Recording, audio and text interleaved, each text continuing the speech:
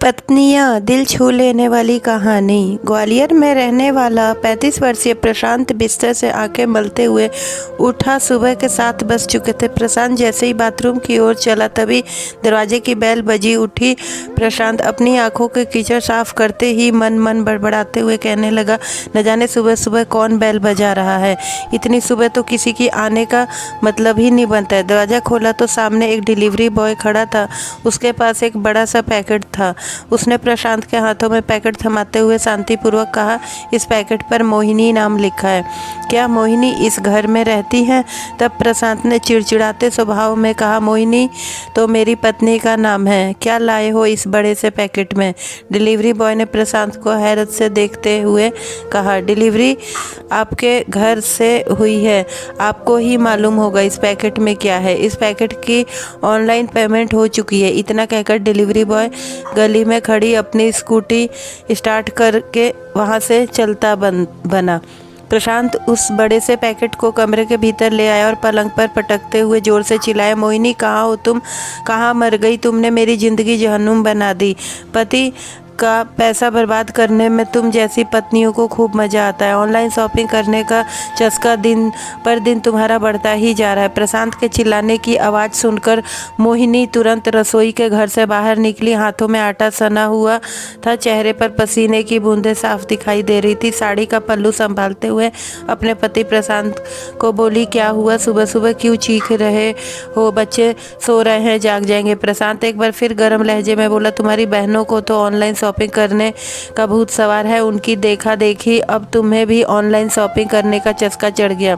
तुम अपनी आदत से बाज नहीं आओगी। प्रशांत तमाता हुआ बाथरूम में चिल्ला गया और एक घंटे बाथरूम में से निकल। अब मोहिनी ने जल्दी जल्दी खाना तैयार किया, टिफिन टेबल पर रख दिया था। घड़ी में 8 बज चुके थे। प्रशांत को 9 बजे अपने दफ्तर पहुंचना था। प्रशांत ने स्कूटी की चाबी उठाई, तुरंत गली के बाहर पहुंचा और अपनी स्कूटी स्टार्ट करे के बिना कुछ खाए पिए ही चल दिया। मोहिनी खाने का टिफिन लेकर बाहर गली तक दौड़ी, खूब आवाज़ दी, लेकिन प्रशांत ने स्कूटी न रोकी। दफ्तर में आज प्रशांत का मन काम में नहीं लग रहा था। उसके दिमाग में एक ही बात घूम रही थी कि उसकी बीवी मोहिनी ऑनलाइन शॉपिंग करके फिजूल में अपने पति का पैसा बर्बाद करती है। सारा दिन प्रशांत का बिना कुछ खाए पिए ही बीत गया। शाम को छुट्टी होने पर प्रशांत स्कूटी लेकर वापस घर पहुंचा।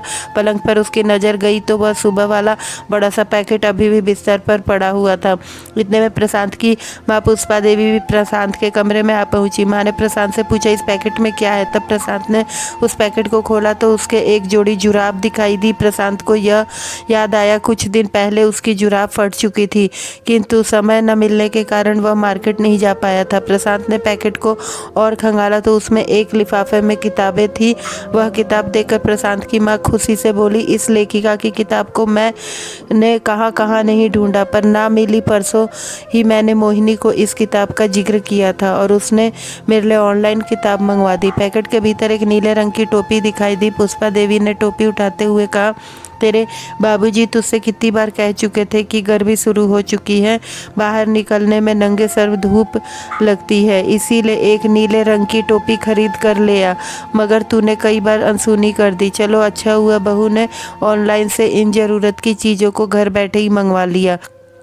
पुष्पा देवी ने सब चीज़ों को देखकर हिसाब लगाया, 900 रुपये का सामान होगा। पलंग पर ही मोहिनी का मोबाइल पड़ा हुआ था।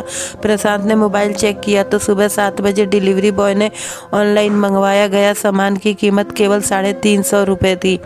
तब पुष्पा देवी ने अपने बेटे प्रशांत को बताया, पहले एक एक सामान के लिए दुकानों भटकना पड़ता था और दुकानदार हर एक सामान की कीमत बढ़ा चढ़ा कर बताते थे। जब से ऑनलाइन शॉपिंग का सिस्टम शुरू हुआ है, कम दामों में ही हमें घर बैठे ज़रूरत की चीज़ें मिल जाती हैं। बाहर मार्केट में जो सामान 2000 रुपये का है, वही सामान ऑनलाइन शॉपिंग में 1500 रुपये का मिल जाता है। आजकल की पढ़ी लिखी मोहिनी जैसी महिलाएं परिवार चलाने में और 2 पैसे जोड़ने में सबसे आगे है। प्रशांत ने इधर उधर नजर दौड़ाई, फिर छत पर पहुंचा तो मोहिनी ऊपर वाले कमरे में बच्चों को ट्यूशन पढ़ा रही थी। प्रशांत तुरंत मोहिनी के पास बैठते हुए बोला, आज सुबह से मैंने तुम्हारे साथ बुरा बर्ताव किया है, उसके लिए मैं तुमसे क्षमा मांगता हूँ। मेरी समझ में आ चुका है कि पत्नियाँ हमेशा गलत नहीं होती हैं और ना ही ऑनलाइन शॉपिंग, इसलिए दोस्तों बिना बात को पूरी तरह जाने निर्णय नहीं लेना चाहिए। आपको आज की हमारी कहानी कैसी लगी कमेंट करके ज़रूर बताएं।